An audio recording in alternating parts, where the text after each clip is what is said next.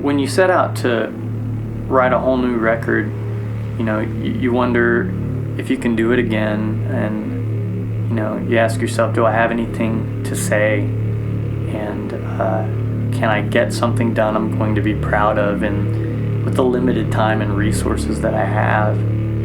But you always find a way, and the reward, playing those new songs for people for the first time, and you see their face light up and they get it and really feel something real, it's just priceless.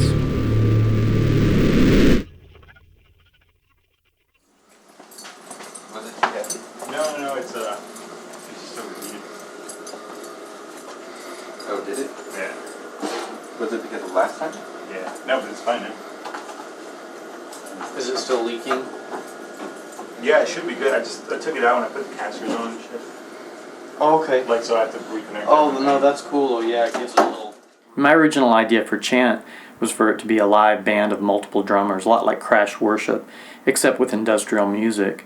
After a few years, you know, it's too hard to put a band together, and I just did it on my own. So now, you know, 5 years into it, finding Chris and adding him as a live member, and then later Alvin, now at this stage, it's just so much closer live to what I always envisioned it. We're taking this opportunity to expand on the live show and make something really special without losing the uniqueness that it had when all those years that I performed as a one-man act.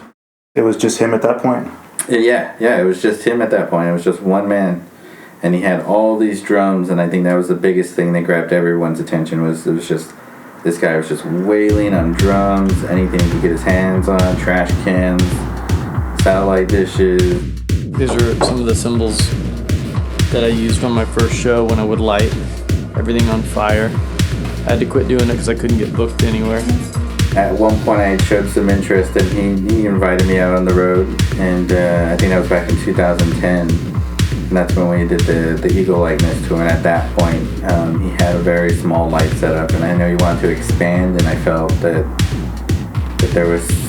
I could definitely bring something to the table. I already knew Chris through the San Antonio music scene. We'd become friends, and when he went on tour, he showed so much focus and interest in joining Chant, learning the drum parts, learning keyboard parts, and we'd been on the road, so he knew the sacrifices it takes, the work that goes involved in making a tour happen, and it just made sense, and it's been an honor having him.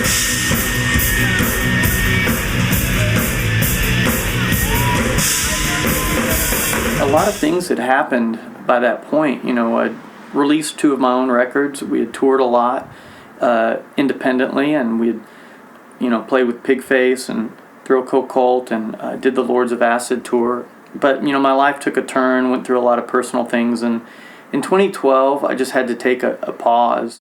But took a real vacation, first one in many years, because touring's not vacation. And I landed back in the U.S. and had a message on my phone that KMFDM was looking for an opening band for their 2013 tour. And, you know, there's nothing like Captain K to get you inspired again. We got that news, and it was pretty much do or die, because I had opened up for KMFDM before once in Austin, and they are brutal live, and they give their fans an amazing show. And we spent the next 4 months building a show that we thought would be worthy of opening up for them. We invested in lights, and, you know, really wanted to make sure that we were ready for this tour. So that brings you to now? Well, not exactly. I mean, so the next 2 years were a pretty big whirlwind. We did 2 U.S. tours with KMFDM. Even before we left for the second tour, I had been invited to play drums for DeCroops, and they allowed Chant to come over and open up for them in Europe. So we did double duty there, and Alvin ended up being in Europe touring with another project, so he was over there. He already knew the material. He's an amazing musician in his own right, so he became the live member. At the close of all of these tours, you know, we met people all over the world. We had so much momentum, and I knew it was time to make another record. I just was struggling with what it was going to be about. What did I have to say?